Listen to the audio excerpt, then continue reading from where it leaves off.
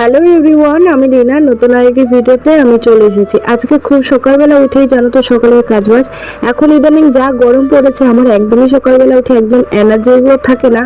আর শুভ যেহেতু সকালবেলা স্কুল যায়, আর এখন আমাকে টোটোতে করে যেতে হয়, কারণ আমার ভাই স্কুটিটা নিয়ে গেছে বলেই। তো খুব একটা তাড়াহুড়োও লেগে যায়। আর শুভ এখন প্রচণ্ড লেট করে ওঠে, যেহেতু ওদের গরমের ছুটি দিয়েছিল, তখন ওর ঘুমটা বেশ 8:30 9টা পর্যন্ত হয়েছিল বলে এখনো অনেকটা লেট করে ওঠে। কিন্তু মানে আমাকে তো তাড়াহুড়ো করে কাজগুলো করতে হবে।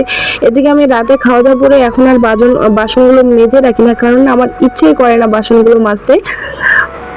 আমার একটি ভিডিওতে জয়শ্রী রায় দিদিভাই আমাকে একটা জিজ্ঞাসা করেছিল যে দিদিভাই একটা কথা বলবো, রাগ করবা না, ঠিক আছে? দাদাভাই কোথায় থাকে, বাড়িতে নাকি? এই কোশ্চেনটা আমার আগের আইডি তো অনেকবার এসেছিল, বা আমি 2-3বার করে ভিডিওর মাধ্যমে তোমাদেরকে জানিয়ে দিয়েছিলাম। তারপরেও যদিও সে হয়তো ভিডিওগুলো দেখেনি, বা মানে তোমার 2-3টে ভিডিওর মধ্যে হয়তো বা ভুলবশত দেখা হয়নি। তো আজকে ক্লিয়ারই এই ভিডিওতেও বলে দিচ্ছি, না সে আমাদের কাছেই থাকে। অনেকে আবার এটাও বলে যে তোমরা কি আলাদা থাকো বা এমন কিছু।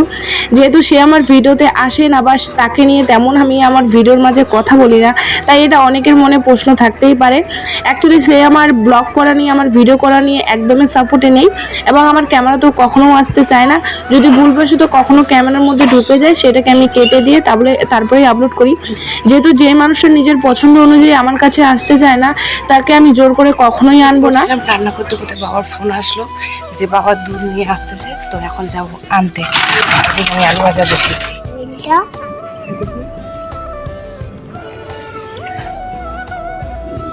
আর একটুকু কি শুয়ে থাকতে ইচ্ছা করে না তোমাকে?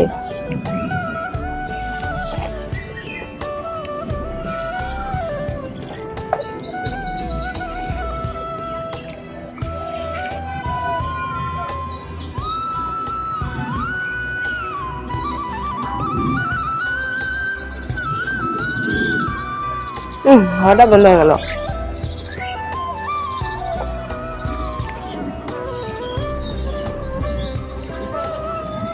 হাওয়া রে ভগবান। তো সো গাইস, আজকে সেই গরম। না, আকাশে ফ্যান লাগিয়ে দিব হবে। আকাশে ফ্যান লাগাই দিতে হবে।